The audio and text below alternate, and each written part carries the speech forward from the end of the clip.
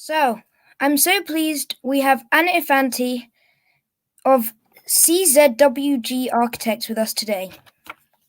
Anna has worked on projects which deliver award-winning community buildings.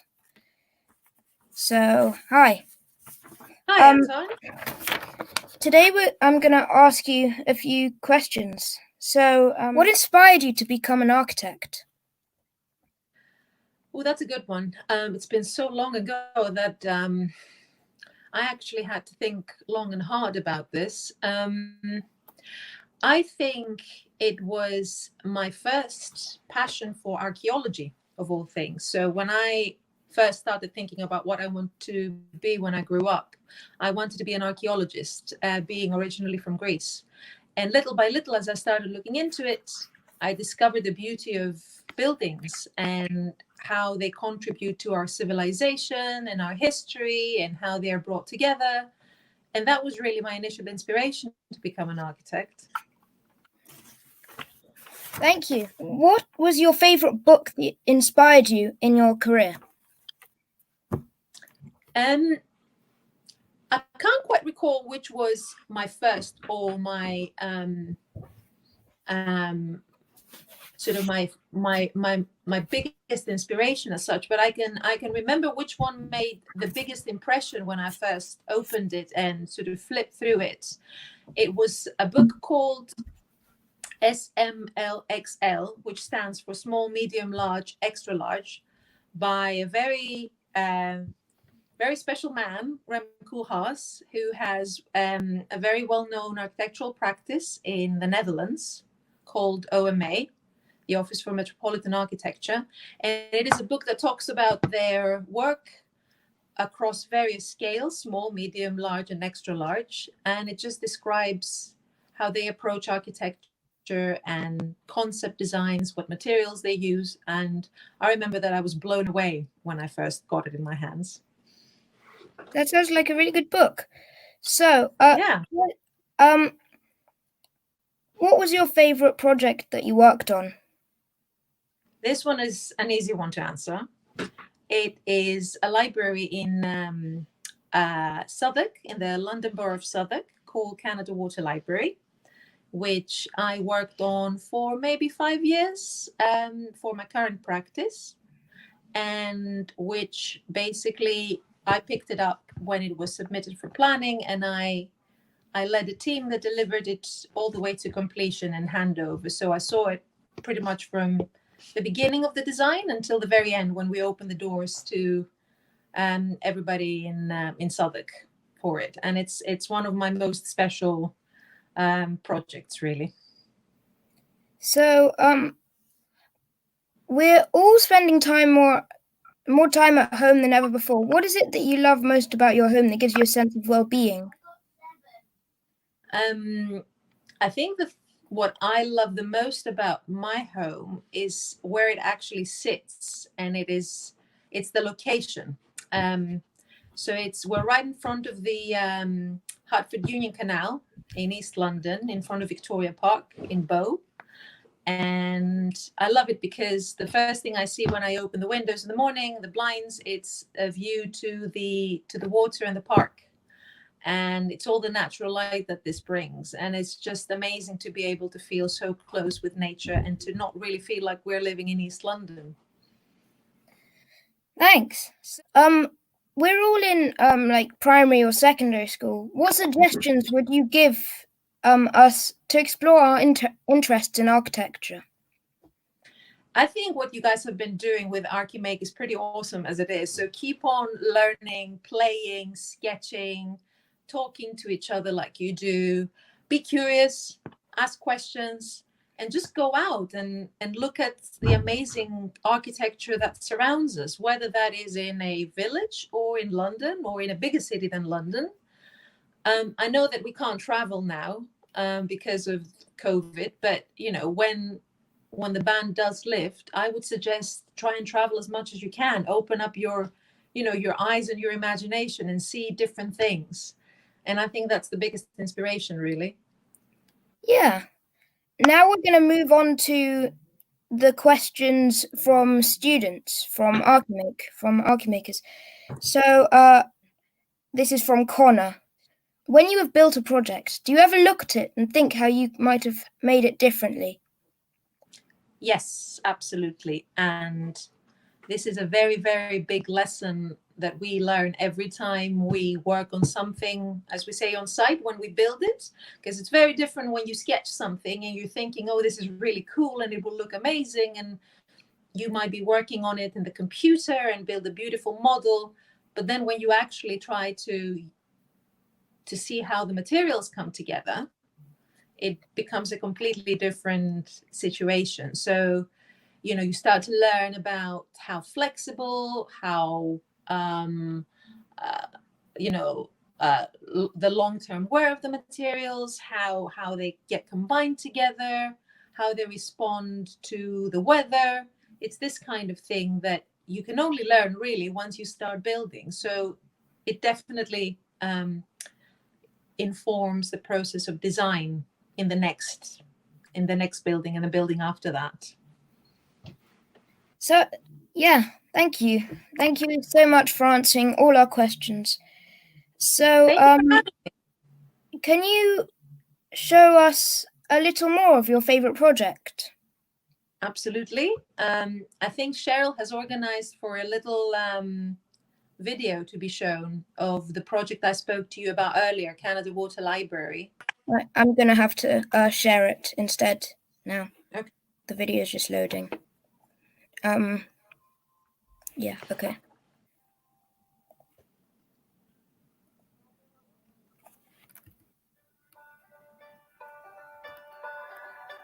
We were part of a master plan team that won a competition organised by Southwark Council for the regeneration of Canada Water. And we were the architects for the library in that scheme. Before the library was built, the site was pretty much a derelict, overgrown, grassy area. And it was a space that people used really just to go a quick cut through to the underground station. The great thing about Southwark is that right from the start, they involved the local community, right from the master planning. And they really wanted it to be a communal place with a community performance space, as well as a cafe and kind of places to get together. But essentially, a library is actually a place to get away from the community to a place where you can discover worlds, other worlds. We use the good old-fashioned survey forms like everyone does. There's a festival every year in the park here, which has 7,000 or 8,000 people attending, so we were able to catch a lot of people there. People wanted a bigger library with more books, longer opening hours, but also the chance to see a film, to watch a play, listen to some live music, have to take a course. When Southwark finally wrote their required brief for the library, it was much, much bigger than the site that the master planners had allowed for it. And so we were obliged to try and make a library that sat on a sort of postage stamp size, but they needed a library that was much larger. The small footprint meant almost like a stiletto on a lady's shoe. We had very little contact with the ground, and the ground itself is made up over the last 100 years or so it's very poor ground. We said, why don't you just, go outwards and have library all on one level? They went, that's exactly what we want, really. Because it's easier to supervise more than anything else. It reduces staff, means they can stay open longer and so on. Has great ramifications and consequences. To make an inverted pyramid stand up is much more difficult compared to, say, a normal pyramid, which you can sit on. All of the edges that you see are made from leaning columns, steel. So what effectively happens is the columns lean and then they're tied back to the core, which anchors and stops the building falling over in any direction. There is a sort of magic to libraries, a kind of a realm of ideas. And so on our design, it's all strongly coloured ground floor and about richness and joining together and meeting. And then you go up this staircase, it gets quieter and quieter and quieter, and you go into a kind of white zone, a kind of cloud zone in the sky where you can think and have ideas and take ideas from books and other sources. So that to us was a very important sort of physical manifestation of the idea of the library, not as a sort of stuffy depository, but as a place of dreaming and ideas. I think the skin of the building is what adds the glamour and the beauty to the building, and that is bronze anodized aluminium sheets. It's expanded aluminium, which is when you cut slots in it, pull it apart and make it ripple. And this cladding ripples really in imitation of the water below it. What happens is that the sun bounces up onto the building, so you get this ripple that you get on many buildings by water. But this one has the added sort of poetry of the fact that the building has already got ripples on it. So you've got ripples on ripples, which is a sort of very rich and delightful, makes it gorgeous. It kind of stands out like a jewel, which I think is what Piers had intended to do right at the beginning. This building has a real impact on the lives of local people. We've had about 250,000 visits in the first 6 months, and even something just as simple as somewhere to come and sit and study. A lot of people who live in Southwark don't have a quiet room that they can study in at home. Here there are almost 50 individual study spaces. There's free access to the internet and access to a whole range of materials that people wouldn't have elsewhere. What I like about this library is it's so attractive that it draws kids in, which is something that we're all aiming to do, get our kids into libraries early on. And please keep reading, and of course writing. Thank you. This is a time when nationally libraries are closing. We don't do that in Southwark. We open great new buildings like this, and there's other ones on the way.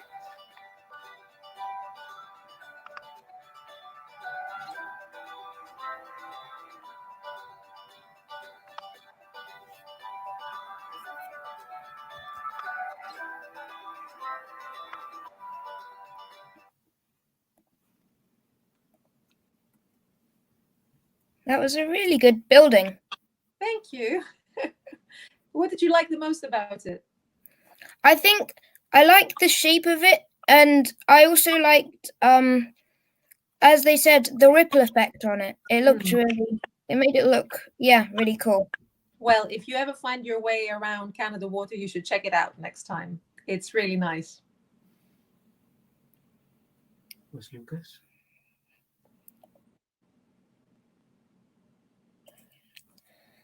Okay. So there's if anybody wants to quickly ask, I don't know, maybe one more question on the live meeting, on the live comments on YouTube, they can, I guess, because we have maybe time for one more question before we finish. Yeah, one or two. So someone said that they like the use of space. I just saw a comment pop up. And I think what was really cool about the building, and perhaps Piers, who was the person discussing the design of the building, he is the person that designed it. And he's one of the founding members of CZWG. So he was talking about how the building sits on a very small footprint and it goes out as you go from one floor to the other. And the reason for that is because you have the water from one side, the road from the other side, and you have the line of the tube underneath like a tunnel. So you can't really build out from that area. But the library needs a lot more space. And they wanted the library to be open plan, which means not split in different levels. So that's why we had to literally, as we went up on every single level, the plan had to be bigger and bigger and bigger. And that's why it looks like the inverted pyramids. And that's why the structural engineer who was explaining how he makes it stand, and he said that it's easier to have a pyramid that looks like that, sit, because it's more stable. But what we had was the complete opposite, which did this.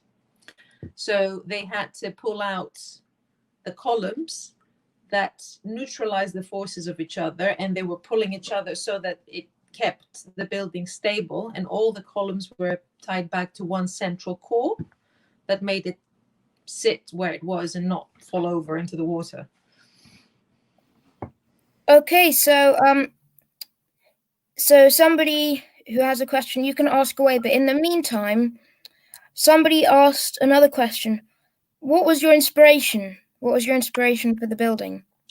So I I didn't design the building. I delivered it. I was the project architect and the project manager on site. But because I have discussed this a lot with the architect that did design the building, the inspiration behind it was where it sat right next to the water. So the ripples of the water was what inspired the cladding to have this expanded aluminium with a holes that looked like the ripple effect of the water. And because the client had said to us, the client being the London Borough of Southwark, they said to us that they want the building to look like a shimmering jewel. So we looked, it has to be bronze, it has to sort of create reflections, it has to look like a jewel, but not be like, an obvious thing like gold, for example. So we looked at different types of materials and how we could achieve that next to the water. And that's what it gave us the inspiration for the cladding. And the shape of it was in response to what I was describing before, the fact that we were quite restricted in where we could build. And our clients basically told us that we want to have a bigger footprint, so a bigger plan. So we went bigger as we went up, and it created that shape in the end. Okay, so I think we have to finish it off now. But if you'd like to draw the building, you can send it to us at the email on the orange bar at the bottom of the screen. Great. But yeah, thank you. Thank you for having me.